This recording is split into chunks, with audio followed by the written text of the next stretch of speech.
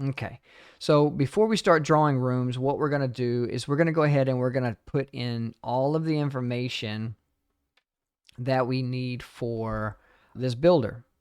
So what we're going to do is we're going to go to draw, I'm sorry, we're going to go to the top and go to show right here. Project info. And you'll see the project information is right here. Now, we use the manual builders template, and the reason I have those templates built out to different builders is because I just like to go ahead and update as much information as I can to get rid of any redundancy. At this point, we're not working for manual builders. We're working for a builder called Solus Builders, so I'm just going to change that. Now, I just need to pull up the plans real quick so that I can get information from about the home, about the homeowner. This really doesn't have a whole lot of information on this plan set. I'm going to quickly scan through and see if I can find anything. No address. You can see that it's in Lafayette Parish right here. But it's in Carencro. It looks like it's in Carencro.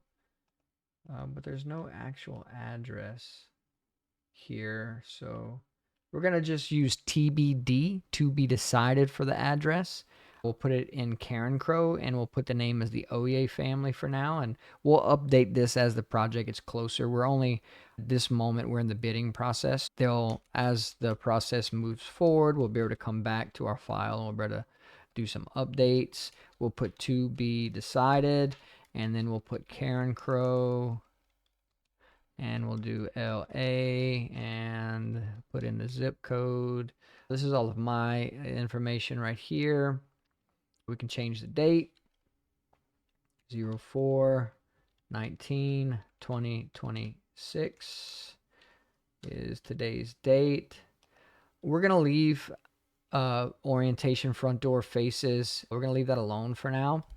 And we'll come back to it. What we're typically going to do whenever we're in the bid process, but we don't have the actual orientation, in most cases we're going to have the orientation, is we're going to go back to the draw screen, and we're going to look for this compass right here. And that compass, you'll notice there's this little yellow button right here. And we'll just double click that yellow button at some point once we've drawn all the rooms, and it's going to give us our worst case scenario. And whatever that worst case scenario is, that's what we're going to go back and we're going to set that to. But now that we've got all the homeowner information filled out, let's take one more look at it before we move on. The name of the client, the company that you're doing the bid for, the address. If you don't have the address, to be decided. Sometimes that happens. State, postcode, zip code, sorry. The phone number of the builder or the client, email, web address if they have it. This number right here is typically, if you're working for a production builder, is going to be a lot number right here. So if it's, let's say, lot 84 and the subdivision is Caneview, we're going to put CVE, which is the code they use to annotate that subdivision, and the lot number, whatever, 84 or whatever that lot number is. That's what's going to go in that box. Plan number will be, if you're working for a production builder, the plan number is going to be whatever model home it is. So a lot of times when you work for production builders, they build a lot of the same model homes over and over again. So if you have a model, then we're going to put in, it's the Jefferson farmhouse or whatever. And that is what is going to go in the plan number right here. So right there, that's what's going to go in the plan number. This is information that I have filled out prior to, again, because I have so many different templates. You're going to notice in the notes, I have the design temperature, indoor and outdoor, the design wet bulb, what insulation typically goes in the walls for this builder, what insulation typically goes in the attic right here. If they typically use roof shingles, metal or whatever, I'll typically note that here. If it's slab on grade, typically here. And then the values of the windows that they typically use go here. And that way I don't have to write this in every single time. I can open whatever design template I have for whatever builder, and I can just go right into it right there. Your library location, this is your weather data.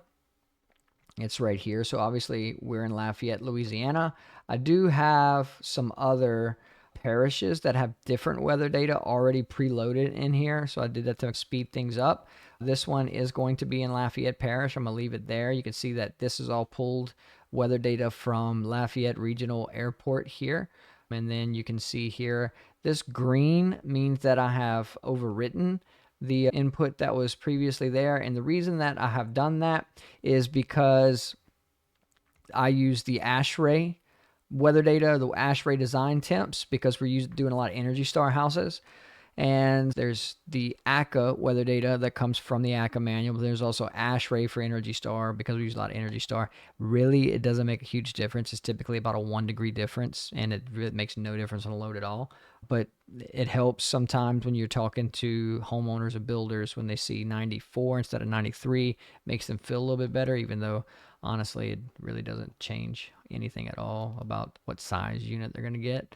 If you wanted to add some fuel data here, you could definitely do that. So if you know what the cost of gas, propane, electricity, and all that stuff is in your area, you could input that here with a small escalation fee. Let's just say our escalation was like 2 or 3% every single year. So not only could we tell you how much it's going to cost to run this system, but we could also tell you if we have an escalation of 2% increase in cost every year, we could then show you what that is going to cost over the next couple of years, which is a really cool feature that we don't typically use a whole lot, but could.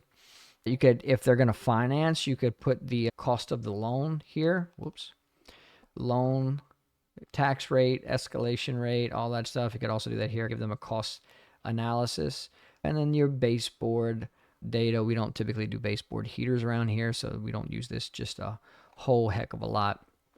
And that's really it for the, I guess we're calling metadata, where we're just filling out project information for the client. And that is the end of chapter 2 or step 2 in the process of completing a manual J, S, and D.